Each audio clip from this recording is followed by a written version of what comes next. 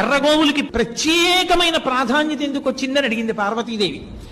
అడిగితే పరమశివుడు చెప్పాడు, నేను హిమాలయ పర్వతాల మీద తపస్సు చేసుకుంటున్నాను, నాలో నేను అంతర్ముఖుడనై ఉన్నాను.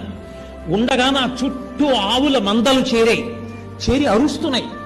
అరుస్తుంటే ఆ ఆవుల మందల అరుపుల వలన నేను బహిర్ముఖుడనయ్యాను.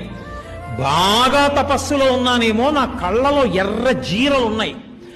నేను ఇలా కన్నులెత్తి చూసేటప్పటికి నా ఎదురుగుండా ఉన్న గోవుల మీద ఆ తపశ్శక్తితో కూడిన ఎరుపు జీరలు పడి ఆ గోవులు ఎరుపెక్కాయి.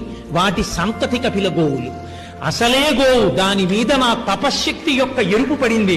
అందుకే కపిల గోవు మరింత శక్తివంతం పార్వతి. కపిల గోవు పాలు తాగడం, కపిల గోవుని దానం చేయడం అంత గొప్పదైంది అని చెప్పాడు.